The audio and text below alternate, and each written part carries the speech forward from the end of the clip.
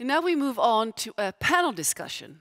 And it's my pleasure to welcome 3 speakers here up on to the panel. Niklas Folin, partner at Zettervalls. Please join me here, Niklas, and take a seat. Give him a warm hand, please. Håkan Sjögren, Managing Director Listings at Nasdaq. Please join me. Håkan. And also David Vendel, CEO at First Venture. Please take a seat. Thank you.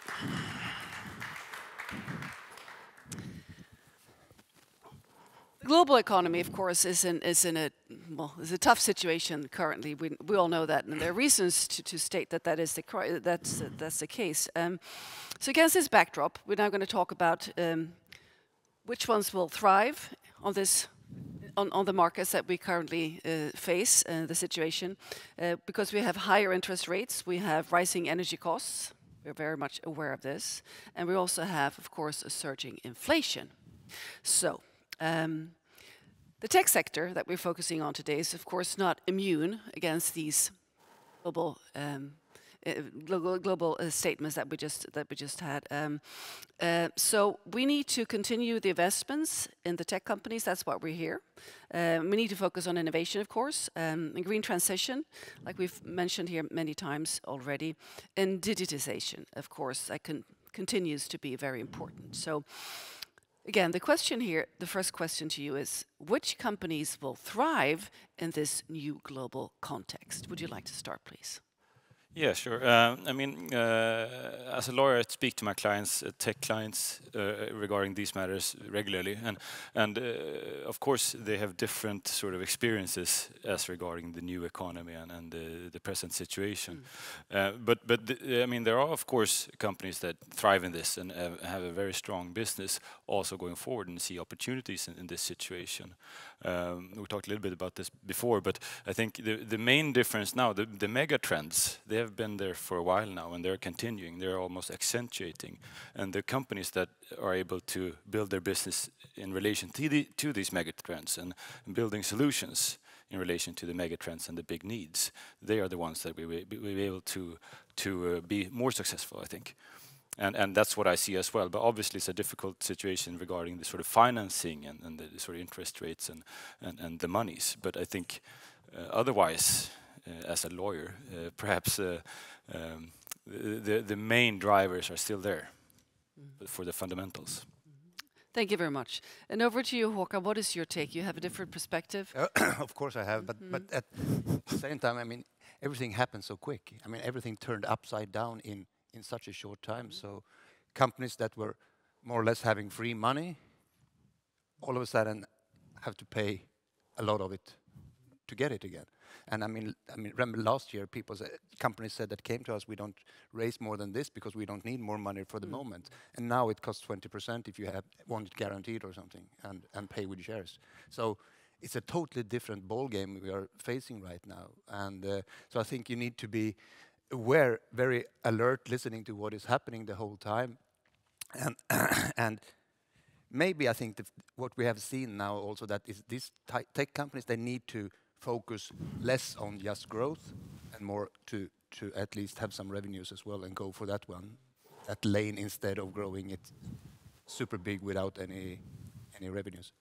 So again, from your perspective, which companies will be able to thrive in this situation? The companies that are that are not just pushing the growth of the company also need to take care of their revenues, and I think that a sort of business model is to have recurring revenues and coming in all the time and start to make money from day one. I mean, let's say so. Which, of course, is easier said than done. It is easier said than done, but we have seen the opposite many times as well. We have indeed. Yeah. So, David, from your perspective, which companies will thrive, and just your overall view of the situation, please? Well, this really is the million-dollar question, especially for early-stage investors like me. Literally, my job is finding these companies and then betting on them. That's why you're here. Yes. And the way I look at this is tech, the way we look at tech today probably has about 30 years of development since 1990 approximately. And when this kind of technological development started, everything was new. And then tech could be used for simplifying processes, reducing labor and automation, digitalization. we've been doing that for 30 years, and we've been doing it really good. I mean, companies like Google, Spotify, Amazon, Meta, all of these companies have used technology to simplify processes that were previously not, it wasn't possible to kind of digitalize this. But we've been doing that for 30 years. We will keep on doing that to some extent, but just having a business idea that evolves around digitalizing a manual process, it's not going to be as attractive to investors or the market. So then what will be the big thing? Well, I think we need to look at the big problems that we're having. And of course, health is a major one. Physical health is at a historical low. Both, I mean, physical health with diabetes, with obesity, we see life expectancies decreasing for the first time in human history. This is a huge problem. Mental health as well. It's never been as big, and it's never affected children and kids even to the extent it is today. Partly driven because of social media, but a global society kind of drives these forces. And human health, I mean, this is our species. If we can't manage to have a well-functioning species, we're not going to thrive. So that's a huge problem. And obviously the big one, sustainability. We all know why. We all know the targets, carbon neutrality 2050, etc. But from my point of view as an investor, those are the companies that are the most interesting because they can use tech to actually solve these big problems. And the closer we get to 2050, the more funds will go into this, the more need we will have for these products and services. So really I see a big shift. We're in the middle of this right now where tech for the sake of tech has been really great for 30 years. But if you fast forward 30 years, that's not going to be enough. You need something more. And then we're talking about the ESG factors. That's really where tech can do the most good. Well, thank you. Håkan, you're nodding. Would you like to add? I'm happy to hear what you say because I think exactly what you say. I mean, tech for tech's sake has been very good for a while, but I think now it's all these ESG questions coming up to the surface, and the companies need to think about that, whatever they're doing, and if these tech companies can focus on something regarded to this, and also with the health part, I think that's extremely good, and I think that's what the investors want. We do. Yeah, nice to hear. So, business model-wise, what will the business models look like that will succeed in this field? Any of you? I can start. I think before like business model and strategy talk, I think again it boils down to this: what is our mission? What is our purpose? Because strategy and business model, that's just really a roadmap and a plan to the end goal, and whatever that is. And so I think most companies, all tech companies especially, need to have this kind of why are we doing this? And it sounds a bit vague maybe, talking about a purpose and a mission, but again, look at Google. Most people just think of it as a search engine, but if you listen to interviews with Larry or Sergey or the early investors in Google, what they said was, we have a mission. We want to categorize and make information accessible, regardless of whether it's a book or it's a movie with YouTube or pictures or whatever it is. We want to gather everything and make it accessible. That's our mission. Everyone should have access to information. And that is a purpose-driven company, and I mean, the result is quite clear. So I think most companies need to start with that. It's very easy to start talking about, okay, so what should the business model be? Should we be pay-per-use? Should we have some sort of subscription? But what's the end goal? Why are you doing this? And why is your customers willing to pay for this at the end? And a lot of the companies that I meet, they have great ideas about the business model and the strategy, but they should really start with the why in this. I think it's a lot of companies are missing it. They have it deep down, but they haven't really vocalized it yet. Thanks for pointing this out. I actually had the pleasure of interviewing the Google chief of sustainability in Sharm el-Sheikh now at COP27, and it's very clear that they're adding the layer of ESG and very specifically, I'd say, reduction of climate gases in their business models and just making it easier for people to navigate in these topics. So this is clearly a filter that's, well, we need this filter to be able to come to a safe place for humanity. So from your perspective, business model-wise, as a lawyer, that's a bit of a different angle. So what is your perspective, please? As a lawyer, I don't really care. Don't really care. Well, that's true. No, but I think the discussions I have with my clients are focusing on what the problems are, and I can see a clear trend that the ones that have customers who are willing to pay for the product or services at an early stage. To a stage where it's sustainable for their business. I mean, the whole shift from growth based to revenue based. I mean, the ones who have nailed that down, they're in a very good position because they're not as dependent on the investment, and they can also show that they're going to be profitable. So I think that's a clear, but that's also kicking in open doors. I think saying that you need paying customers, but it's more of a focus on that now, and the ones who do, they will be able to. I think in this shift. Some die and some will be able to gain from that, and I think those who have that position will be able to build on that. I already see clients who have had a hard time filling vacancies for a number of years, and all of a sudden they have no problems at all because the human resources are out there. There are other instances where the sort of current stress on the situation where my clients see that this creates a lot of opportunities for those who are well positioned for it, and I think that's going to be sort of the strategy going forward. But obviously, I mean, you need paying customers at the end, and the earlier you have that, I think the easier is to build on that, and also perhaps from an investor side, I assume. Yes. Thank you. Would you like to add, Håkan? No, but it's a little bit what I said in the first part, that trying to get revenues as early as possible and not just focusing on growth, I think will be very important.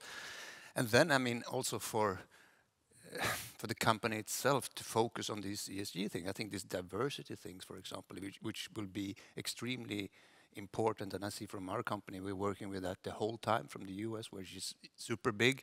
And we have all these sessions where, I mean, the company itself really focus on being a very diverse and open-minded company, which will attract also both investments and also good talent, and maybe to drive the company forward with people want to get there. Well, the latest measurements, we are lagging in Sweden when it comes to diversity, big time, and the US is way ahead. Yep. That's for sure. So when it comes to talent, can I just add? I think we should also remember that it's not only going to be sort of the investors and the business driving the ESG. It's also going to be the regulators. We already see that, especially from the EU, and that's going to be another sort of push factor that goes along. And that's more from my side as a lawyer too. So if we see where the regulations will come in, they're not fully there yet, but we can start seeing the threat of regulation already pushing the business side.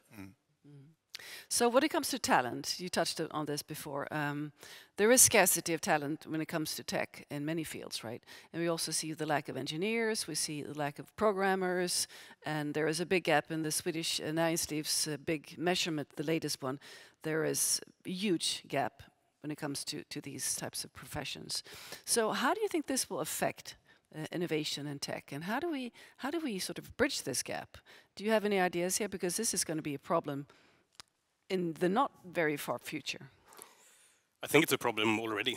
I mean, at the end, it's the people making the change. It's not the tech. It's not the money. It's the people that facilitate the tech and build it. And we've had some positive from the legal or policymaker side incentives for personnel to kind of come to Sweden and make this happen, but it is tricky. I think ESG is part of the answer, just looking at the younger generation graduating from university now. If you look at all the surveys they make of recent graduates, the focus on ESG, diversity and purpose overall, it's bigger than it's ever been before.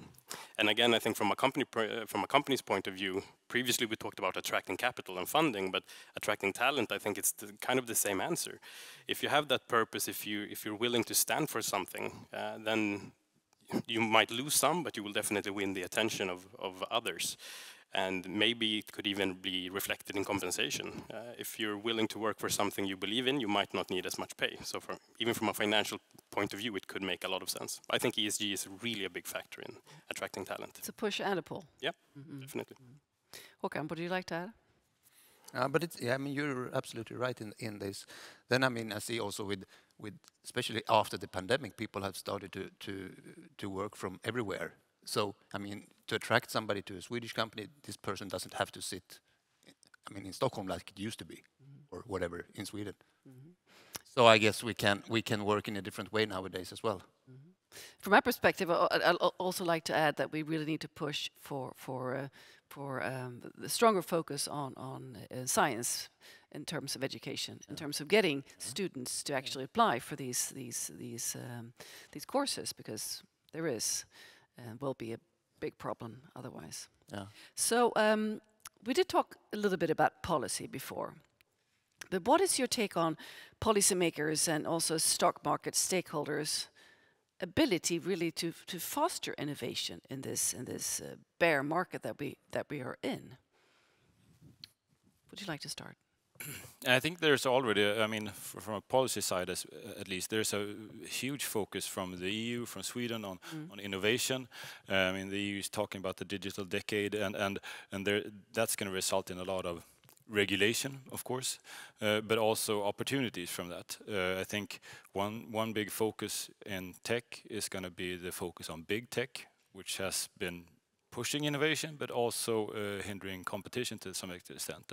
And my take on that is we'll likely see some part of that being decreased. I think there's going to be a bigger opportunity for sort of mid-sized tech companies to compete on a more level playing field on the upcoming EU regulation. I might be wrong on that, because they said that about Microsoft in the 90s as well, and we see where they stand now. But that's the intention, at least. I think that's going to be part of driving sort of innovation, both by sort of regulating the markets and the big actors, but also sort of pushing for ESG and sustainability and sort of a sustainable digital solutions as well.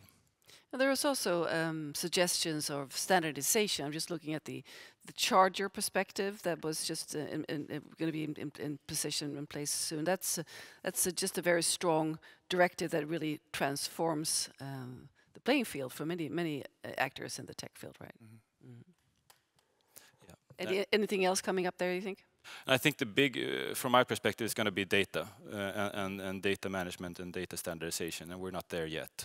I think it's easier to standardize a charging adapter than standardizing handling of data, and it's been an issue. I mean, the GDPR has been for first step in standardizing data, and that's brought quite a burden on the companies, and I think, obviously, there's going to be a huge need to standardize the solutions for compliance as well, and standardize the solutions that opens up the data use. And there are intentions on regulations, the Data Governance Act and the Open Data Act and things like that. But it's more complex and it's more difficult. And I think the intentions behind the regulations have not been realized fully. And I don't see that there's going to be this watershed moment where all data is going to be possible to use freely, and so there are still a lot of thresholds in that market. But they're going there. The intentions behind the regulators are there. They want to open up data. They want to create a level playing field for, in the EU at least, for a digital market. And I think that's going to affect the tech. And that's the intention behind that is to facilitate and make it easier to create good products, good services that reach these ESG goals. Well, thank you. But as from an investor perspective, how do you sort of stay on top of this? Because it's not easy. This is a big legislative field that's sort of somewhere out there. So how do you sort of brace yourself and stay ahead and maybe have a sense of what might be going on in terms of where to invest? Well, luckily for us, we've been working with this and being a green fund for the past 17 years. So for us specifically, it's not that big of a deal. We've been doing this for. So you advise, of course, your customers, your clients in this. Yeah, definitely, and the portfolio companies as well. I mean, it's more. We're working with early stage, so it's everything from pre-revenue to post, of course. But I think it's for the companies. They need us in a lot of different ways. But one is kind of guiding them in this. They have their eyes on developing the tech that they have and making the most out of the current well, the current flow that they're having. And our job is really to make them understand the whole picture. They're developing this within their own little world, but we live in the same world, all of us, and we need to understand the macro trends and where everything is going, everything from, well, policy making to just general trends. So a lot of our job is helping the companies really lifting their eyes and understanding where everything is heading. And I think to kind of answer the question again, what is investors in general, what is going on and how do you adapt to this new climate? If we look at the numbers for investments in European companies this year, it's if we take Q3 as an example, we saw that it's 40% less than 2021, total investments in European tech companies. And it's the same pattern if you look at Americas or in Asia. So total investments down 40%, which is of course drastic. It's affecting a lot of the technological developments. But on the positive side, if you dig down in the numbers and really search for what is happening here and what is the investors actually doing, sectors like health and sustainability, they see an increased investment volume. But, well, tech for tech's sake, to use that term, they're seeing a drastic change. So investors are already acting on this, partly because of, well, policy making. We have the taxonomy coming and people are preparing for all of this, but I think it's also a change in investors' beliefs. We want to do something good, not only investing for the sake of investing in something that will make us money, but if we can do good and make money at the same time, why not do it? So why do you think this is the case in terms of values being more put where you put your money? Because we must do it. We only have one planet, and I mean, we will reach a point where investments in good ideas won't be enough. We're not there yet, but if we act now, we can actually have a big positive change, all of us. I mean, for me, I don't develop anything. I don't have one single device that can save the world, but hopefully through funding these great entrepreneurs and these great ideas, I could be part of actually doing something good. And I think a lot of investors, they start seeing this now, that we can do something good. And again, investors like myself, we're in this to make money. This is not a charity. We want to return as much money as possible to our investors. But with the mega trends that we're seeing, with all the new policies that are coming out in legislation, everything is being pushed to this. Just looking at the taxonomy, the two main reasons behind the EU's taxonomy is channeling funds into sustainable businesses and to avoid greenwashing. And if a powerful organ or institution like the EU is forcing money into this, what will happen to valuations? So even a cynical, no good do investor sees this as the best opportunity right now. Thank you for pointing this out so clearly. Håkan, what is you look like you're I'm nodding, happy to hear, but and it's a little bit like this is what every company has to adapt to it in some way, and it's difficult, of course, for the companies that you're talking about, pre-revenue, small ones, to be able to focus on it. So they need, of course, to get help somewhere as well, so they can navigate the jungle, because it is a thing. I mean, look at every company now is hiring sustainability officers, and it's a whole, more or less, a department of people working with this, because they realize we can't only live of this product or whatever we are doing. So, I mean, we're going to get there, and I think it will be a big part of the economy going forward. But I see the clock is ticking down. But actually, it's the future for the tech companies anyway nowadays, because we're going to IPO a new company on First North next week. 250 million Swedish kronor, deep tech. So that's good. That's good. There's a bright future. We hope so. Good, bright future, saving the planet and making money and using tech. Why not? Well, thank you so much for joining us here on this panel talk. Thank you so much.